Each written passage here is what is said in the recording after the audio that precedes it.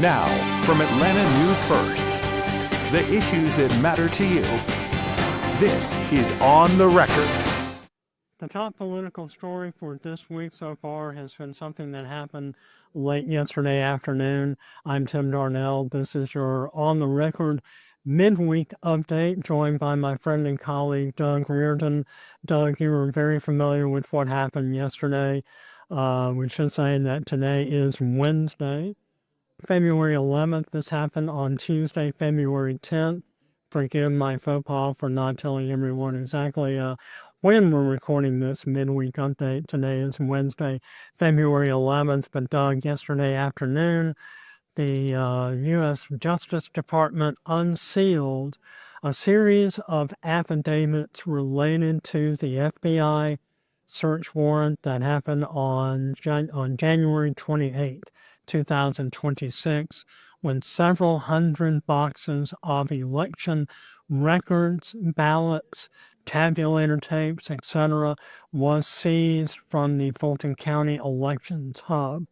Now, what happened yesterday was these affidavits were unsealed thanks to a lawsuit filed by Gray Media, who is our parent company here at Atlanta News First, along with several other media organizations. Fulton County officials were also seeking the release or the unsealing of those documents. Take us through what happened yesterday and what did we learn in arguably one of the biggest political stories we're covering in this very young year of 2026. Yeah, just to give people a little background, obviously you mentioned the FBI raid. We know that agents went in there and seized about between 600 and 700 boxes of ballots and document materials, all the things you just mentioned. And what the warrant did was tell us exactly the charges that they were there to see. We had that on the first day of this story. We had just a very brief kind of like one page. Okay, it was a Title 52 violation, which has to do with how they store records, and it has to do with chain of custody issues. But we had no idea what evidence the FBI was basically citing to get a judge to sign off on this warrant. Obviously, it was compelling enough to at least at one judge for them to sign off on this and allow them to go in there and get it. And so what we had been waiting for this whole time was kind of the body of the warrant. The affidavit tells you exactly who they interviewed to get the information that was the basis for them going in and seizing these records, and also some of the potential charges if this comes to a legal battle, because we know it was a criminal warrant, which I think is something that we're not talking about enough, that this was a criminal warrant, and we could have litigation play out after this. So this told us a lot of information. What I will say is that it's not necessarily new information. It's all stuff that we had pretty much known before. And in fact, Tim, it's all things that have been investigated either by some combination of the Secretary of State's office, the state elections board, or some other entity in the state. Looking through this, we got this at about 4 o'clock. The deadline was about 5 o'clock for them to have to unseal this. And so we had to go through it very quickly before we got on air and reported it to you all. And, in that room full of reporters, we were all kind of going through that, waiting for kind of the bombshell or the smoking gun in this document. And it was really all stuff that we had seen before. Some of the allegations included chain of custody issues, Right. where Fulton County, had not changed hands with these ballots properly a number of times, missing or unsigned or, incorrectly signed tabulator tapes, which is a mistake that Fulton County actually admitted a couple of months ago in front of the state elections board. And then there were other issues in terms of, missing ballots, double copied or double counted ballots, pristine ballots, which are ballots that, according to some election skeptics, are in too good a shape to be real ballots, because you turn your ballots in, you're putting them through the machine, they get crinkled, they get folded, whatever the case may be. So there were a litany of different familiar election skeptic claims that we saw in that document that, I think people were, it kind of ended with a little bit of a fizzle rather than a bang. But the case still moves forward. Fulton County still has an active lawsuit to get those ballots back. And so, this was Rob Pitts, the chairman of the Fulton County Commission, yesterday called it recycled lies and mistruths, or recycled rumors and lies. And so I think a lot of people were surprised to see that even after all this investigation into the allegations that were in the affidavit, that a judge still signed off on it and allowed the FBI to go in and get these documents. It was interesting you mentioned the Secretary of State and the state elections boards have investigated the results of Fulton County's 2020 election, found no wrongdoing, no issues or instances of malfeasance or what have you. And yet it's very interesting, only a few moments after these affidavits were unsealed and made public, we received a statement from Georgia Secretary of State Brad Raffensperger, who we should mention is a Republican gubernatorial candidate for our wide open governor's race here in Georgia in 2026, saying, and I'm paraphrasing, that there really isn't any need to go back and rehash the election results from 5 years ago. Let's move forward. He called it a waste of time to do it. Right. Exactly. So you get the sense that he is trying to burnish his reputation for carrying out safe and secure and very efficient elections. We know that one of the things that we learned in these documents yesterday was that Kurt Olson, who is an attorney for President Donald Trump, who's been very vocal in the quote-unquote Stop the Steal movement from 4 or 5 years ago. This really originated from a referral from him. Now, he has been appointed by President Trump. He's holding a special White House position to be the lead person on whether or not there was any election engineering or election misconduct for 2020. I did not know he was the person who was behind all of this, from which this really originated from. That was, if I would say anything, the biggest, newest nugget out of that affidavit was that he was the one behind this. So again, just to paint that picture, the individual you're referring to did work for the Trump administration and actually led a faction of the Stop the Steal movement in a number of different places. And so this is someone who is a deep election skeptic and critic, certainly of the Fulton County elections in 2020. But again, one of my colleagues at the press conference yesterday with Chairman Pitts asked him point blank, does that mean anything to you? And Pitts did not hesitate at all in saying that in his mind proved that this was purely political, that you had essentially a Stop the Steal operative acting as the complainant in this matter. And I'll tell you, Tim, a lot of the names were redacted, but it was very easy to tell who was who in this document and who was making which complaints. Again, because we've heard them all before. These are complaints that have existed for almost 5.5 years now. They've been thoroughly investigated. People seem to just not be satisfied with the answer. So what we're looking at the ballots do and actually taking a look at the vote counts and being able to do it themselves, whoever they are, we still don't know who has the ballots, by the way, or where they are. Maybe that will kind of be the nail in this coffin of 2020. And we had asked Sally Grubbs, a member of the State Elections Board, what will finally put this to rest? If the DOJ does an investigation, your DOJ, a Trump Justice Department, does an investigation with the original ballots that you've been asking for 5 years, and they don't find anything, can we put this to bed? And Sally said, I'll put it to bed if the counts match up. That's a big if, right? And again, one of the worries of the commission yesterday was that the FBI took the original ballots. They have no way to check the work of this investigatory process, whoever it is that's doing it. But the fact that this complaint was originated and then, basically pushed forward by a deep election critic within the Trump administration who led parts of the Stop the Steal movement, certainly set up a lot of red flags for the county officials that we spoke to yesterday. Well, this is your On the Record midweek report here on Atlanta News First. Tim Darnell here with Doug Reardon. Doug, when you were at the presser yesterday afternoon at Fulton County, what was the mood there? What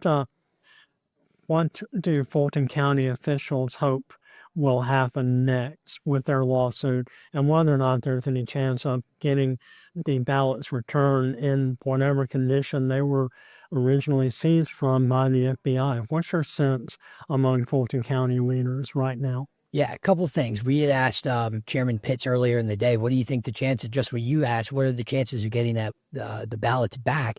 And he said he thinks they're very high. They do technically, in his mind, belong to the county of Fulton. Again, the FBI had a warrant to come in and seize them, but they were able to achieve part of this lawsuit in unsealing the warrant affidavit. And so Pitts said, that makes me very hopeful that we'll be able to achieve the other portion of that, which is actually getting back custody of those ballots.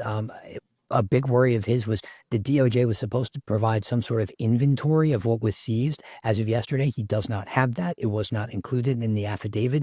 And so Pitts essentially told me, we don't know exactly what we're missing. We know the original ballots are gone. We know a lot of tabulator tapes are gone, but we don't have that inventory from the DOJ to know what was taken out of that building, which is obviously concerning not only for Pitts, but also for voters. And as for the sense of what the room was like yesterday at that press conference, and in my conversation with Chairman Pitts a couple hours before that, straight frustration. That's the only word that comes to mind. He is so sick of people rehashing this 2020 election and putting him at the center of it. Because again, his point is that we didn't do this with the 2016 election. We didn't do this with the 2024 election. And he sarcastically said to me, gee, I wonder why that's the case. Obviously implying that Donald Trump won both of those elections. Now, the margins in Georgia in 2020 were razor thin. 11,000 votes in the grand scheme of things is really nothing. And so, sure, the audits, the recounts, the investigations, I think people were happy to see that on both sides of the aisle. You want to make sure that you have the right results. But we've now been going through this for 6 years, and you can feel the fatigue in Pitts and some of the members of that state elections board, some of them, and you can also feel it in the certainly in the members of the Fulton County Commission. They're just sick of rehashing this, and I think that seeing some of the same allegations that again have been debunked and put to bed, some of them for years now, was really disheartening for those Fulton County commissioners to see it kind of rear back. And in fantastic fashion, you use these debunked allegations to seize original ballots. And so I think that just when we thought in terms of the Fulton County Commission that they were getting to the other end of this, now here comes this affidavit that is full of debunked theories about the election, and it's just really, you can tell, frustrating for them. And all of this is happening in the middle as we enter into the 2026 midterm elections here in Georgia. We're the state where we have some of the most nationally watched elections this summer and this fall. One of those elections, obviously, is for the 14th congressional district in Northwest Georgia, where Marjorie Taylor Greene stunned the nation's political establishment late last year when she announced that she will not run for re-election. She has officially vacated her seat. That seat in Congress is currently vacant, and yet we have a March 10th special election. We're less than 1 month out of that election from today, February 11th. That special election set for March 10th. A runoff, which is all but certain, set for April 7th. This morning, we received news that the field is narrowing, albeit slowly. From initially, we had 22 announced candidates running for that seat. Now we have 20. Jared Craig, a Republican, became the second Republican to drop out of the race and offer his endorsement to Clay Fuller, who is a district attorney for the Lookout Mountain Judicial Circuit. Doug, last week President Trump endorsed District Attorney Fuller. He has now been endorsed by the first candidate who dropped out, Christian Hurd, dropped out of the race only a couple of days after he qualified. Now Jared Craig is endorsing Clay Fuller. All of this is happening less than a month away from the special election and also only about 36 hours from a scheduled 14th District Republican Forum, in which case this heavily Republican district, we cannot discount any Democratic hopefuls who might hope to make the runoff, but this is a solidly Republican district, and you get the sense that the 14th District GOP would really like to narrow this field up a little bit more between now and March 10th. And my suspicion is that Trump endorsing a candidate, A, at all, B, this early in the race, was a move to do exactly that. And it seems to be working so far, at least with one candidate. If you have Trump's endorsement, it is very likely that you are going to come out on top in this primary in the 14th district in particular, because that's Trump country. I mean, like we said, that's one of the reddest districts in this entire state. And so Trump's endorsement carries a lot of weight in places like that. We know it will carry a lot of weight in the 14th district this year. And so I think that Trump making this endorsement was kind of a signal to the rest of the field to say, this is our guy and this is who we want to be the nominee, because again, this is a runoff state. So if no one collects more than that majority vote, then we got to do it all over again. And so the danger here, as we've been talking about for a long time, is with all these Republican candidates, if somebody gets 10%, if somebody gets 5%, if somebody gets 7%, somebody else gets 12%, great. You could have a Democrat that gets the entirety of the Democratic voting block there, and bada boom, you got a Democrat in the general election. So I think the fear here is not necessarily a Democrat getting the entire majority. That's mathematically probably not going to happen. But the White House and some of the people at the higher levels of government definitely want to see this field thinned out so that people are not splitting votes in this very crucial primary. And keep in mind, you have to do it all again in a couple of months We have 4 elections. Yeah. And so you could have 4 or 5 elections between now and then. And you really want to make sure that the entire very deeply red voting bloc is behind potentially, or hopefully for the Republicans, one person. Clay Fuller, by all accounts, seems to be a good choice for the president. He's right in line with that Make America First Again ethos. He is a district attorney in the Lookout Mountain area, which includes Catoosa County and other places up north. He's also a veteran. And so this is your archetypal Trump pick, someone who is truly America first, someone who is involved in law enforcement to a certain degree and is a veteran. So no surprise, I think, that this is who Trump ended up endorsing. I think it was more of a surprise that he did it as early as he did it. But again, I think it's a move to thin that field out. We've already seen 2 candidates drop out. So there's going to be a little bit more room on that crowded stage tomorrow.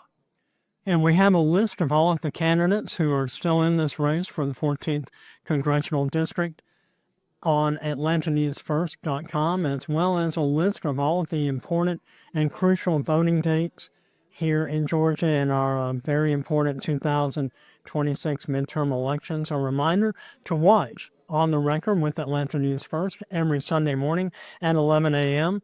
with my friend and colleague Rick Folbaum and Doug Reardon. They're the host of the most comprehensive and most informative political show on Atlanta broadcast airwaves. For Doug Reardon, I'm Tim Darnell for this midweek edition of On the Record with Atlanta News First.